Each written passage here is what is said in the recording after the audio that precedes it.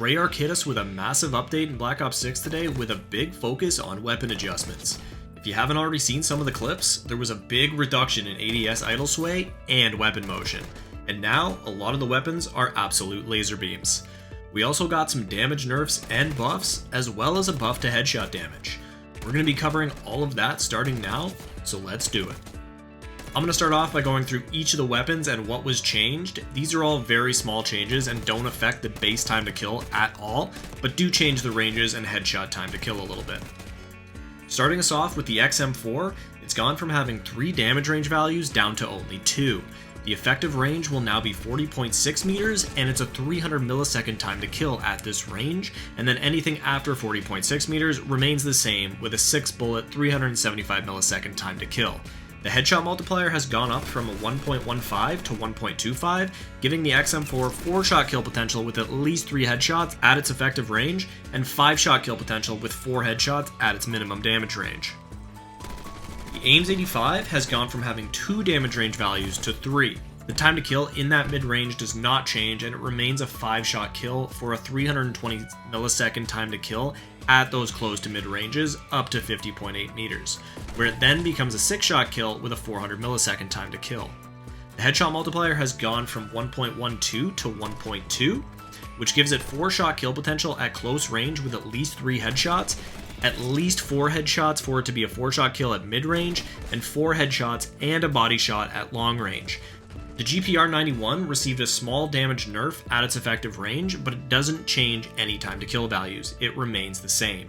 The headshot multiplier went from 1.15 to 1.25, which means the GPR will be a 4-shot kill with 2 headshots and 2 body shots at its effective range, 3 headshots and 1 body shot at its mid-range, and 4 headshots and 1 body shot at its minimum damage range. The Goblin received a small damage buff, dealing 1 more damage at its effective range, and has changed from 2 range values to 3. Like the AIMS, nothing changes base time to kill wise here. The headshot multiplier increased from 1.15 to 1.25, which makes the Goblin a 2-shot kill at its effective range with 2 headshots. It will still be a 3-shot kill no matter what at its mid-range, and a 3-shot kill at its minimum damage range with 2 headshots and 1 body shot. The Model L received a small damage buff at its effective range, and the headshot multiplier increased from 1.15 to 1.25, making it a 3-shot kill if you can land all 3 headshots, and a 4-shot kill at its minimum damage range with 3 headshots and 1 body shot. The AK-74 received a headshot multiplier increase as well, going from 1.15 to 1.27, making it a 3-shot kill at its effective range with 3 headshots, and a 4-shot kill with 3 headshots and 1 body shot at its minimum damage range. The AS Val received a damage buff for all 3 of its ranges, but the effective range was decreased to 12.7 meters from 21.6 meters. The time to kill values do not change here either, but its headshot multiplier was actually decreased from 1.3 to 1.24, making it a 4-shot kill at its effective range with 3 headshots and 1 body shot, a 5-shot kill at its mid-range with 3 headshots and 2 body shots, and a 6-shot kill at its minimum damage range with 4 headshots and 2 body shots. Lastly, the Krig C has its headshot multiplier increased from 1.15 to 1.25, which makes it a 3-shot kill if you can land all 3 headshots at its effective range, and a 4-shot kill at its minimum damage range with 3 headshots and 1 body shot.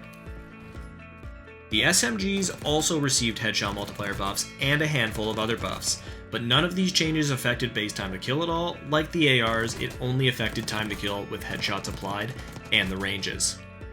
Starting with the C9, it received some range buffs, increasing a couple of meters at all of its ranges.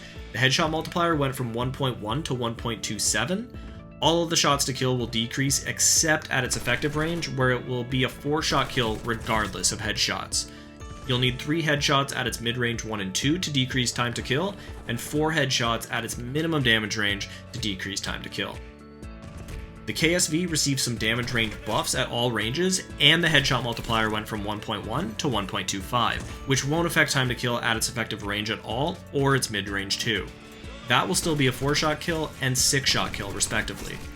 You'll need to hit all 4 headshots at its mid-range 1 to decrease TTK, and hit all 7 headshots at its minimum damage range to decrease TTK.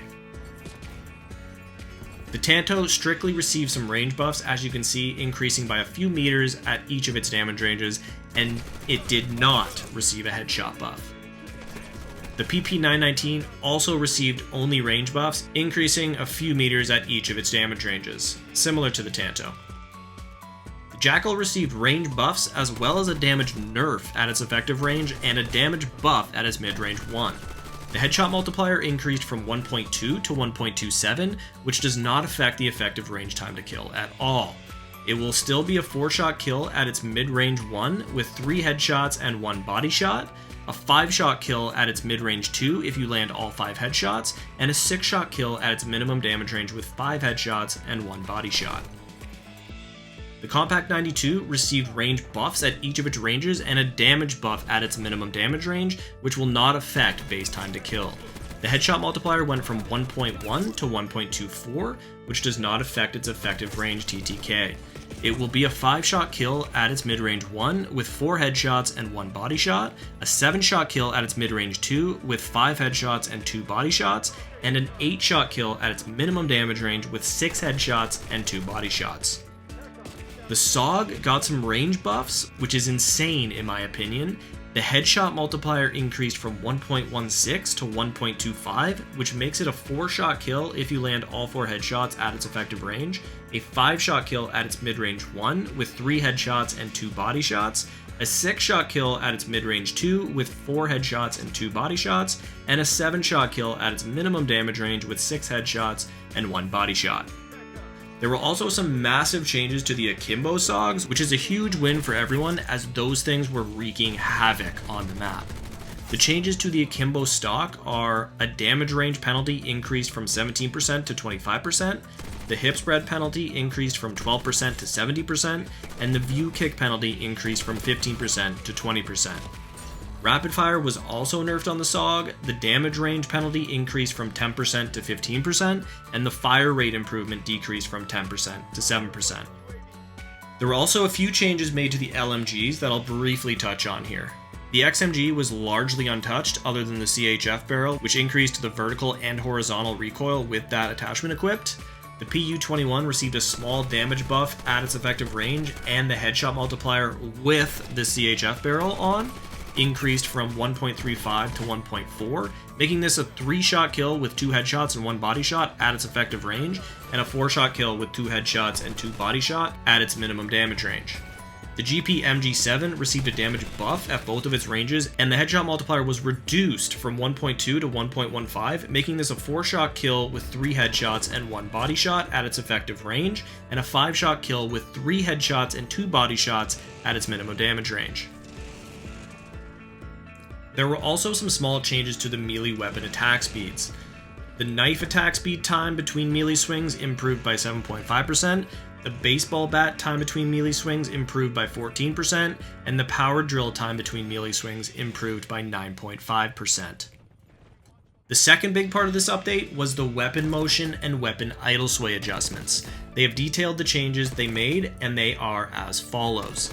For weapon motion, and this one's big, they reduced visual recoil on all weapons, especially full auto weapons. They reduced turn sway on all weapons, especially on higher magnification optics. They reduced gun kick on higher magnification optics on all weapons except for sniper rifles. Reduced default idle sway on all weapons except sniper rifles. Further reduced idle sway while firing on all weapons except sniper rifles.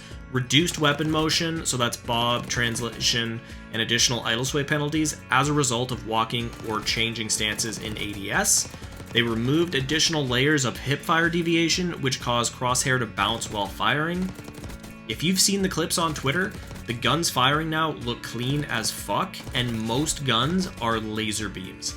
This is a good thing though. As much as it might seem like a bad thing that everyone can shoot straighter, this will make adjustments to the actual weapon recoil a lot more viable. They also made adjustments to the idle sway as follows. Aiming idle sway delay on all weapons is now 2.2 seconds. Aiming idle sway delay on sniper rifles now fully removes idle sway rather than reducing by 50%, and target laser now improves aiming idle sway delay to 2.9 seconds on all weapons.